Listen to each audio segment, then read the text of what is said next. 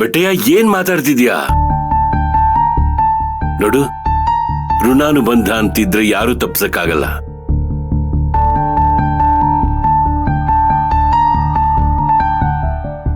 ನನ್ ಮಗನ ಹಣೆ ಬರದಲ್ಲಿ ಮಯೂರಿನೇ ಮದುವೆ ಮಾಡ್ಕೋಬೇಕು ಅಂತ ಬರ್ದಿತ್ತೇನೋ, ಅದಕ್ಕೆ ಹೀಗೆಲ್ಲ ಆಗಿದೆ. ಆ ದುರ್ಗಮ್ಮನ ದಯೆಯಿಂದನೇ ಅನ್ಸತ್ತೆ ಇವಳು ನಮ್ಮನೆ ಸೊಸೆ ಆಗ್ತಾ ಇರೋದು.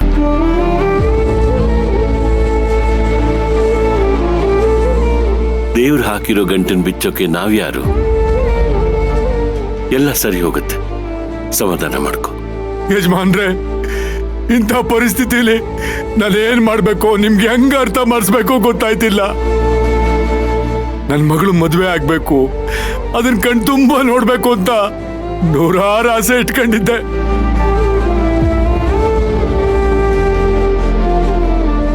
ಆದ್ರೆ ಇವತ್ತು ಹಿಂಗೆಲ್ಲ ಆಯ್ತದೆ ಅಂತ ನಾನು ಯಾವತ್ತೂ ಅನ್ಕೊಂಡಿರ್ಲಿಲ್ಲ. ನಾವೇನ್ ಪಾಪ ಮಾಡಿದ್ದು ಅಂತ ಹಿಂಗೆಲ್ಲ ಆಯ್ತಿದ್ದೋ ಗೊತ್ತಿಲ್ಲ. ಯಾಕೆ ಬಿಟ್ಟಯ್ಯ? ನನ್ ಮಗ ನಿನ್ ಮಗಳಿಗೆ ಒಳ್ಳೆ ಜೋಡಿ ಅಲ್ವಾ? ಯಜಮಾನ್ರೆ, ನೀವು ಸಿಂಹಾಸದ ಮೇಲಿರೋರು, ನಾವು ಮಣ್ಣಿನ ಮೇಲಿರೋರು.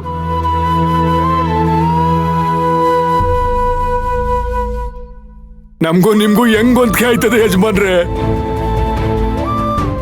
ಅಷ್ಟೈಶ್ವರ್ಯಕ್ಕೂ ಒಡೆಯರ್ ನೀವು, ಅಂಬ್ಲಿ ಕುಡಿಯೋರು ನಾವು. ನಮ್ಗೂ ನಿಮ್ಗೂ ಹೆಂಗ್ ಸರ್ ಬರ್ತದೆ ಯಜಮಾನ್ರೆ? ಬೆಟ್ಟಯ್ಯ, ನೀನಿನ್ನು ಯಾವ ಕಾಲದಲ್ಲಿದ್ಯಾ?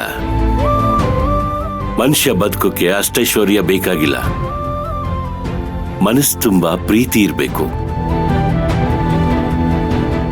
ನಾವು ನಮ್ಮೋರು ಅನ್ನೋ ಭಾವನೆ ಇರಬೇಕು.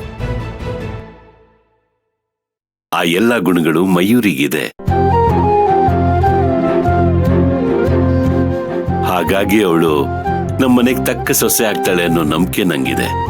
ನೀವೇನು ಹಿಂಗ್ ಹೇಳ್ತೀರಾ, ಆದ್ರೆ ಅಮ್ಮವರು ಕೋಪ ಮಾಡ್ಕೊಂಡೋದ್ರು.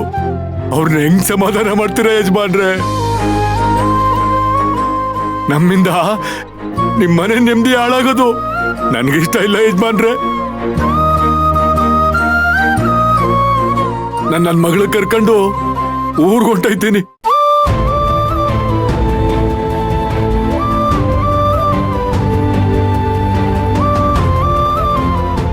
Better uncle, better.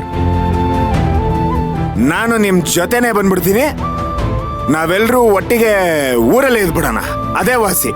ಚಿಕ್ಕ ಯಜಮಾನ್ರೆ, ನಿಮ್ಗೆ ಅರ್ಥ ಆಯ್ತಾ ಇಲ್ಲ? ಬೆಟ್ಟಯ್ಯ, ನೀನಿನ್ನೇನು ಮಾತಾಡ್ಬೇಡ. ನೋಡು, ಮಳೆ ಬರೋಕ್ಕೂ ಮುಂಚೆ ಮೋಡ ಕವಿಯುತ್ತೆ, ಮಳೆ ಬಂದ್ಮೇಲೆ ಆಕಾಶ ಮತ್ತೆ ಬಿಳಿಯಾಗತ್ತೆ.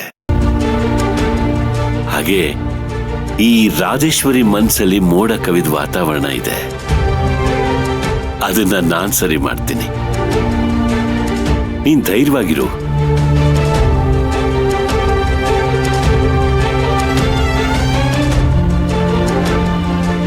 ತಾರಕ್, ಹೊರಡೋಣವಾ?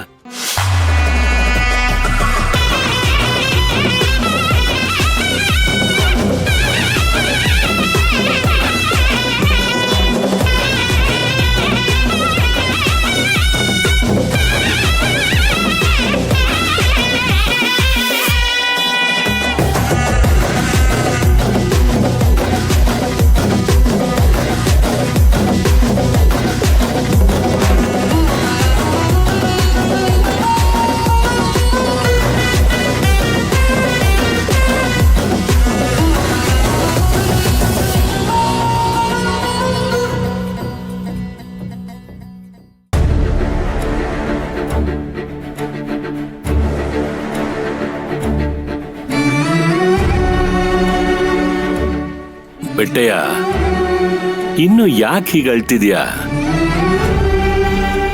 ನೋಡು, ಇದೆಲ್ಲ ಆ ದುರ್ಗಮ್ ನಿಚ್ಚೆ ಅಂತ ಹೇಳ್ತಿಲ್ವಾ? ಅಳ್ಬೇಡ, ಸುಮ್ನಿರೋ. ಯಜಮಾನ್ರೆ, ಇದನ್ನೆಲ್ಲ ಹೆಂಗ್ ತಿಳ್ಕೋಬೇಕು ನನಗೊಂದು ಗೊತ್ತಾಯ್ತಿಲ್ಲ. ಏನು ತಿಳ್ಕೊಳ್ಳೋದು ಬೇಡ. ನೋಡು, ಇನ್ಮುಂದೆ ನೀನ್ ನನ್ನನ್ನು ಯಜಮಾನ್ರೆ ಅಂತ ಕರಿಬೇಡ. ನಾನು ನೀನು ಈಗ ಬೀಗರು, ಹೆಸರಿಡ್ದೆ ಕರಿ, ಪರವಾಗಿಲ್ಲ. ಅಯ್ಯೋ ಯಜಮಾನ್ರೆ, ಎಂತ ಮಾತಾಡ್ಬಿಟ್ರಿ. ನೀವ್ ಯಾವತ್ತಿದ್ದು ಯಜಮಾನ್ರೆ, ನಾನು ಯಾವತ್ತಿದ್ರು ಆಳೆ. ನಿಮ್ಮನ್ನ ಹೆಸರಿಡ್ದು ಕರೆದು ನಾನು ಯಾವ ಪಾಪ ಕಟ್ಕೊಳ್ಳಿ? ಹಾಗಿದ್ರೆ ಕಣ್ಣೀರು ಓಡಿಸ್ಕೋ. ನೀನ್ ಹೀಗೆ ಅಳ್ತಿದ್ರೆ ಮಯೂರಿನೂ ಅಳೋದಿಲ್ವಾ? ಅವಳಿಗೆ ಧೈರ್ಯ ಹೇಳೋರು ಯಾರು? ಏಕೆ ತಾರಕ್ ಮಯೂರಿನ ಮದುವೆ ಆಗಿರೋದು ನಿಂಗೆ ಇಷ್ಟ ಇಲ್ವಾ? ಅದನ್ನ ಹೆಂಗ್ ಹೇಳ್ಬೇಕು ನನಗೆ ಗೊತ್ತಾಯ್ತಿಲ್ಲ ಯಜಮಾನ್ರೆ. ಶಾಯರಿ, ನೀನೀಗ ಅಳ್ತಾನೆ ಇದ್ರೆ ಸೀಟ್ ಎಲ್ಲ ಒದ್ದೆ ಆಗ್ಬಿಡುತ್ತಪ್ಪ. ಓ ಸಾರಿ, ಬ್ಯಾಡ್ ಜೋಕ್ ಅಲ್ವಾ? ಅರ್ಥ ಆಯ್ತು.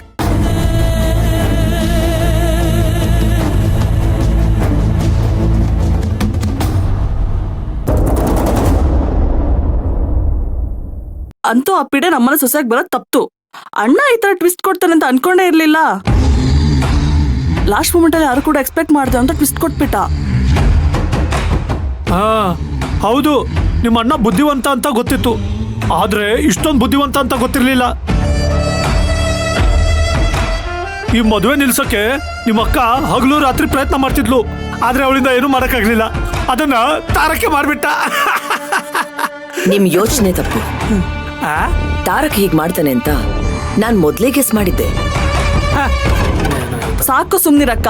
ಅಣ್ಣ ಮಾಡಿದ್ನ ನಿನ್ ಸಕ್ಸಸ್ ಅಂತ ತೋರ್ಸ್ಕೊಳಕ್ ಹೋಗ್ಬೇಡ. ಹೋಗ್ಲಿ, ಅವ್ನು ಹೀಗ್ ಮಾಡ್ತಾನೆ ಅಂತ ನಿಂಗೆ ಗೊತ್ತಿತ್ತು? ಈ ಚಿತ್ರಕಥೆಯ ರೂವಾರಿ ನಾನೇ ಅಲ್ವಾ?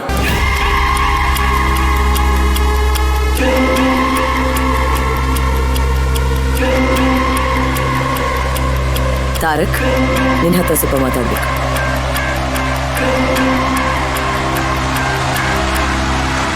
ನೀನ ಸಮ್ಮು ಏನ್ ಹೇಳ್ತಿದೀಯಾ? ಸತ್ಯ ಹೇಳ್ತಾ ಇದ್ದೀನಿ. ತಾರಕ್ ಹೀಗ್ ಮಾಡೋದಕ್ಕೆ ಬ್ರೈನ್ ವಾಶ್ ಮಾಡಿದ್ದೆ ನಾನು.